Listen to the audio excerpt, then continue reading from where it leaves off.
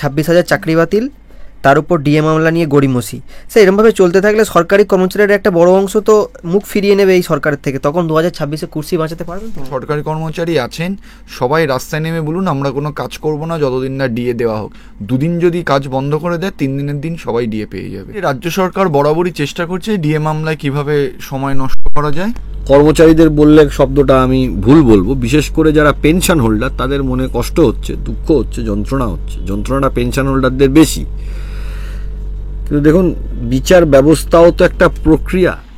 এইটা বিষয়ে সুপ্রিম কোর্টও যথেষ্ট ওয়াকিবহাল, তাই জন্য সুপ্রিম কোর্ট আগের সপ্তাহে টানা 4 দিনের শুনানি করেছে। আইনি ভাষায় বলতে গেলে বলতে হয় যে রায়টা কিন্তু এখনো বলবৎ হাইকোর্টের আছে, শুধু এক্সিকিউশন মানে টাকাটা নিয়ে হাতে দিয়ে দেওয়া, এই যে বিষয়টা, এইটাও একটা প্রক্রিয়া।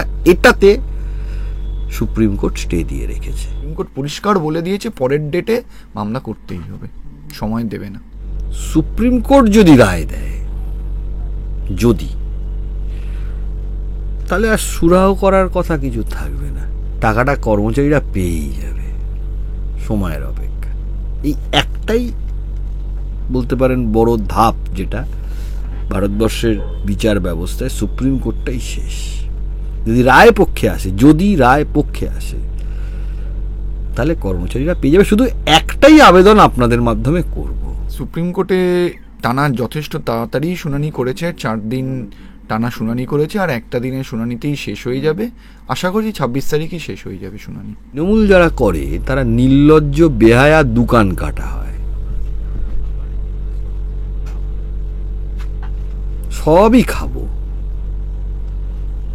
আমি যারা কর্মচারী বৃন্দ যারা লড়াই করেছেন, সংগ্রামী যৌথ মঞ্চ বলুন, কর্মচারী পরিষদ বলুন, কনফেডারেশন বলুন, ইউনিটি ফোরাম বলুন, যারা যারা লড়াই করেছে, আমি সংগ্রামী যৌথ মঞ্চর হয়ে, কোঅর্ডিনেশন কমিটি আছে, তারাও হয়তো তাদের বিভিন্ন সময় আন্দোলনে তারা মামলায় পার্টি নেই, তাদের সমস্ত এই অর্গানাইজেশনগুলোকে আবেদন করব, তৃণমূল যারা করে তাদেরকে বলুন যে টাকাটা ফেরত দিয়ে দিতে। শুধুমাত্র রাজ্য সরকারের কিছু রিপ্লাই দেওয়া বাকি আছে, ওই রিপ্লাইতে দিয়ে দেবে, বেশি সময়ও লাগবে না।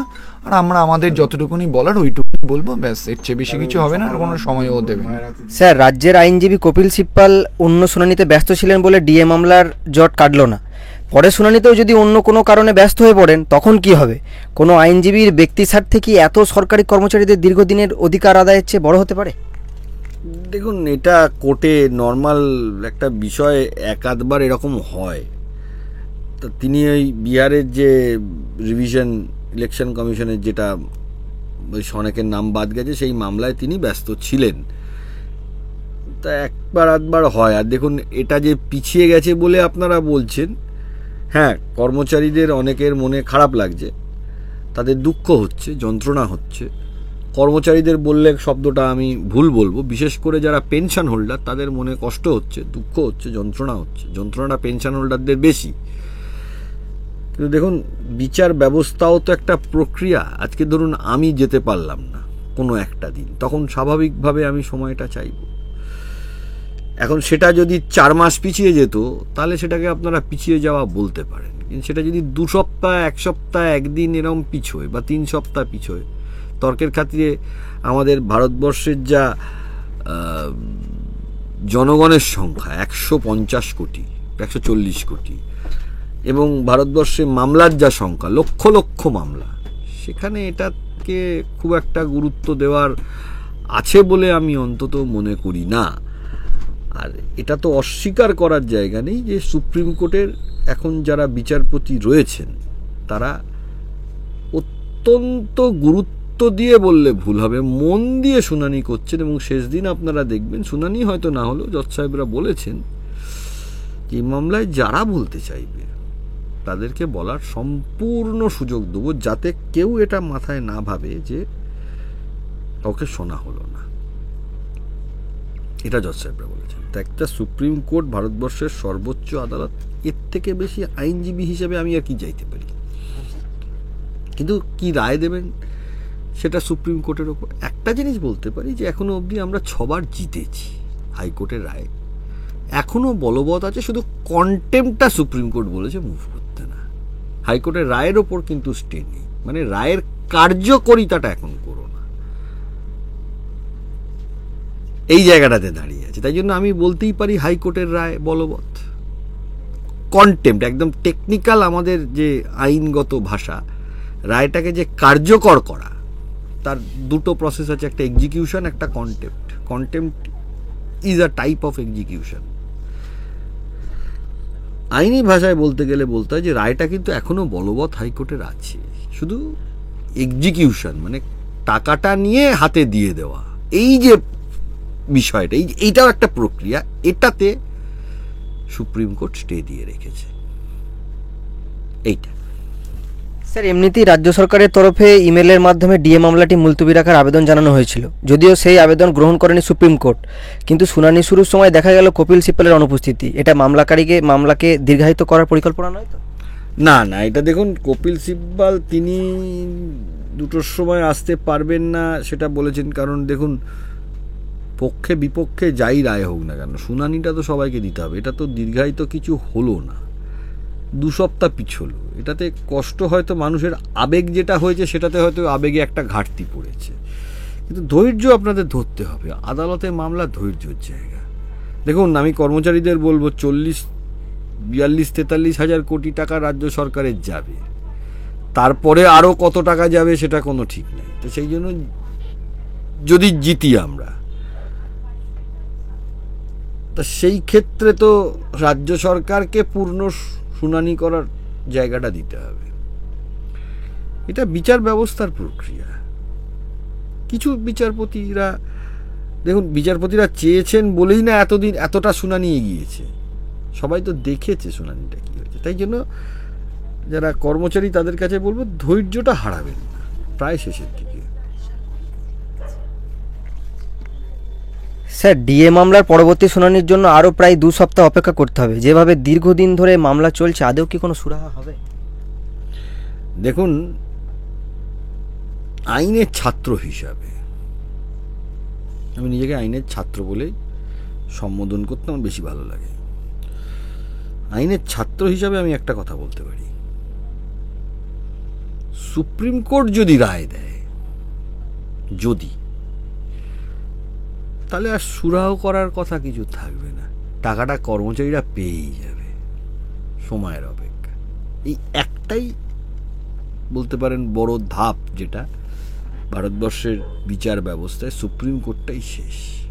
যদি রায় পক্ষে আসে তাহলে কর্মচারীরা পেয়ে যাবে। শুধু একটাই আবেদন আপনাদের মাধ্যমে করব, হাত পেতে যারা ডিএ নেবেন,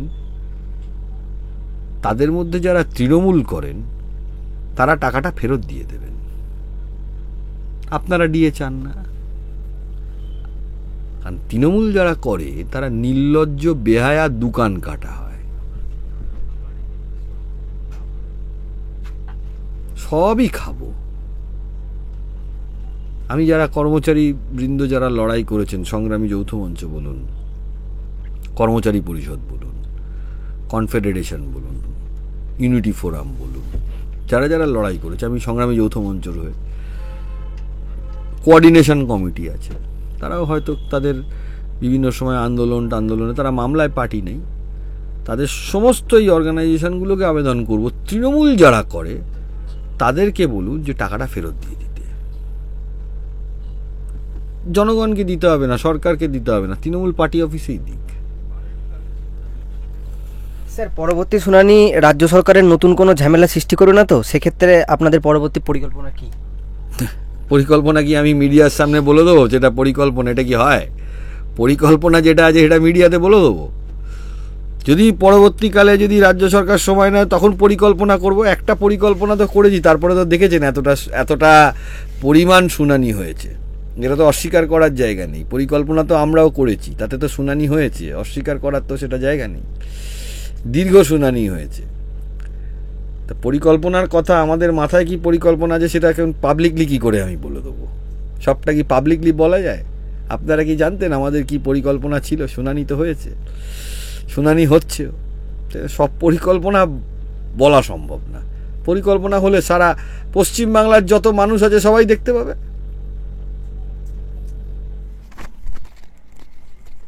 স্যার, রাজ্যের আইনজীবী কপিল সিব্বাল অন্য শুনানিতে ব্যস্ত ছিলেন বলে ডিএ মামলার জট কাটল না। পরের শুনানিতেও যদি অন্য কোনো কারণে ব্যস্ত হয়ে পড়েন তখন কি হবে? কোনো আইনজীবীর ব্যক্তি স্বার্থ কি এত সরকারি কর্মচারীদের দীর্ঘদিনের অধিকার আদায়ের চেয়ে বড় হতে পারে? দেখুন, এটা সত্যি যে রাজ্য সরকার বরাবরই চেষ্টা করছে ডিএ মামলায় কিভাবে সময় নষ্ট করা যায়। এইটা বিষয়ে সুপ্রিম কোর্টও যথেষ্ট ওয়াকিবহাল, তাই জন্যই সুপ্রিম কোর্ট আগের সপ্তাহে টানা 4 দিনের শুনানি করেছে। এবার এই মঙ্গলবার ছিল। দেখুন, উনি একজন সিনিয়র অ্যাডভোকেট, উনি একটা মামলায় ব্যস্ত হয়ে পড়েছেন, কিন্তু সুপ্রিম কোর্ট পরিষ্কার বলে দিয়েছে পরের ডেটে মামলা করতেই হবে, উনি না থাকলেও মামলা হবে। স্যার, এমনিতেও রাজ্য সরকারের তরফে ইমেলের মাধ্যমে ডিএ মামলাটি মুলতবি রাখার আবেদন জানানো হয়েছিল। যদি সেই আবেদন গ্রহণ করেনি সুপ্রিম কোর্ট, কিন্তু শুনানি শুরুর সময় দেখা গেল কপিল সিব্বালের অনুপস্থিতি, এটা মামলাকে দীর্ঘমেয়াদী করার পরিকল্পনা নয় তো? বললাম তো, প্রথম দিন উনি একজন সিনিয়র অ্যাডভোকেট, অনেক ইম্পর্টেন্ট মামলাই উনি করেন, ব্যস্ত থাকতেই পারেন যে কোনো আইনজীবী, কিন্তু সুপ্রিম কোর্ট পরিষ্কার বলে দিয়েছে পরের ডেটে মামলা করতেই হবে, সময় দেবে না। স্যার, ডিএ মামলার পরবর্তী শুনানির জন্য আরও প্রায় 2 সপ্তাহ অপেক্ষা করতে হবে। যেভাবে দীর্ঘদিন ধরে মামলা চলছে, আদৌ কি কোনো সুরাহা হবে? হ্যাঁ, সুপ্রিম কোর্টে টানা যথেষ্ট তাড়াতাড়ি শুনানি করেছে, 4 দিন টানা শুনানি করেছে, আর একটা দিনের শুনানিতেই শেষ হয়ে যাবে। আশা করি 26 তারিখই শেষ হয়ে যাবে শুনানি। স্যার, পরবর্তী শুনানি রাজ্য সরকারের নতুন কোনো ঝামেলা সৃষ্টি করবে না তো? সেক্ষেত্রে আপনাদের পরবর্তী পরিকল্পনা কি? শুধুমাত্র রাজ্য সরকারের কিছু রিপ্লাই দেওয়া বাকি আছে, ওই রিপ্লাইতে দিয়ে দেবে, বেশি সময়ও লাগবে না। আর আমরা আমাদের যতটুকুনি বলার ওইটুকুনি বলবো, ব্যাস, এর চেয়ে বেশি কিছু হবে না, আর কোনো সময়ও দেবে না। আমার শেষ প্রশ্ন, একদিকে 26,000 চাকরি বাতিল, তার উপর ডিএ মামলা নিয়ে গড়িমসি। স্যার, এরমভাবে চলতে থাকলে সরকারি কর্মচারীর একটা বড় অংশ তো মুখ ফিরিয়ে নেবে এই সরকারের থেকে, তখন 2026-এ কুর্সি বাঁচাতে পারবেন তো আমাদের?